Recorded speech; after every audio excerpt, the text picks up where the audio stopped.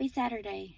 So, I wasn't planning on going out this morning because they had said it was going to rain, and I had told Mom that I wasn't sure that I wanted to go out in the rain.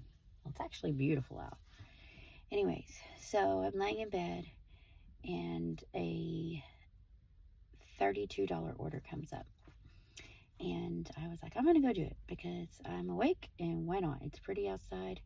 Why not go do it? So I shopped it. It was about 20 something items. Item A,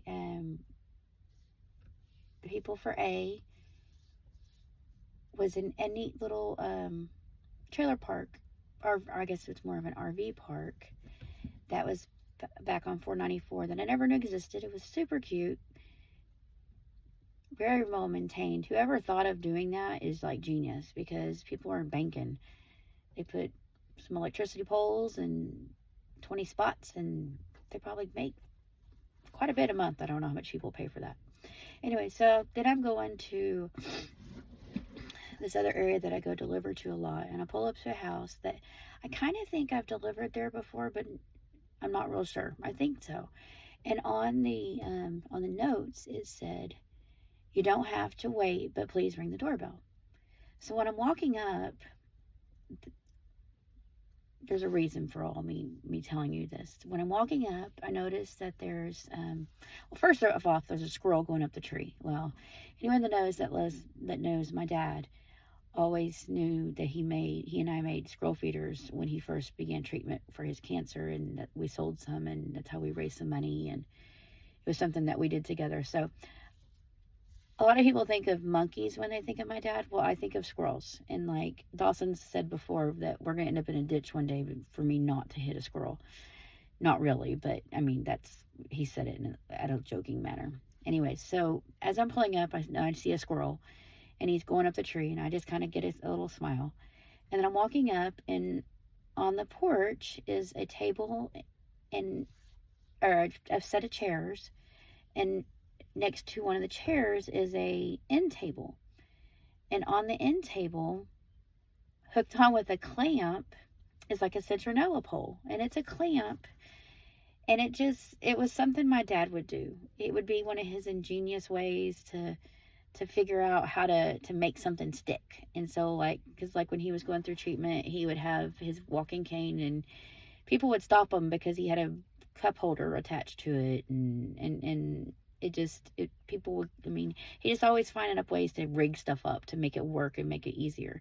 So this coffee table, or end table rather, had a clamp hooked onto it with like the bolts and things, and hooked to it was a citronella pole. And so it just caught my eye, and it was a dad thing. And so I went and got the first order, and then I had forgotten my phone, and so I went back, I had to take a picture, and so I had forgotten my phone in my car.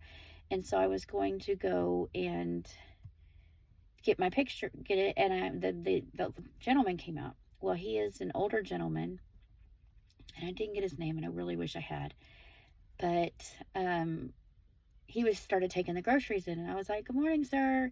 He's like, "Good morning." And I said, "Can I take a picture of your end table?" He's like, "Well, it's just a citronella holder." I said, "Yeah, but I want to take a picture of the clamp." I said, "You see, my dad passed away on February 23rd, and all morning I've been seeing little signs of my dad, and this one is definitely one of my dad, because that's something he would do." And he's like, "I'm so sorry, ma'am. I know what you're feeling." And he's like, "I'm sorry that you lost someone special to you." And I said, "Thank you."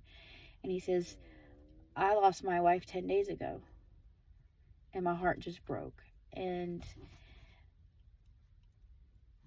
they both passed away on the 23rd. And he said it was a Monday, about 10 days ago, and pretty sure that was the 23rd. And so he just looked so sad. He said, "We've been married for 59 years. She was my high school sweetheart." And my heart just broke. He says, "Every day the house gets a little bit bigger."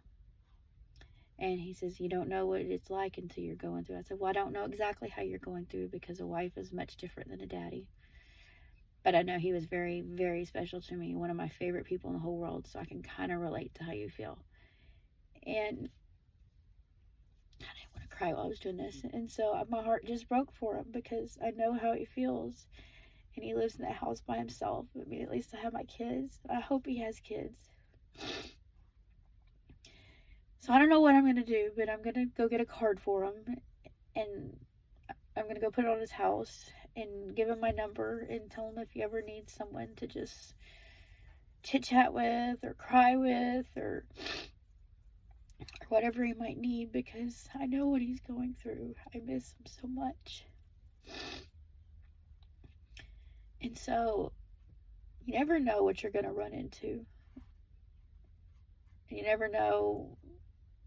This morning I didn't want to get up, but that I did, and I'm so glad I did, because I know Order B guy, because I don't know his name, and I know his heart's sad, and so I don't know. I'm gonna do something. I'm gonna send him a card, or I'm gonna take him dinner one day, or do something, because my heart feels for him, and I hope he has family. I hope he has kids. To be married 59 years and suddenly be in a house by yourself, I don't know how you do it. So that was my experience today, and I don't know what else to say. Have a good day.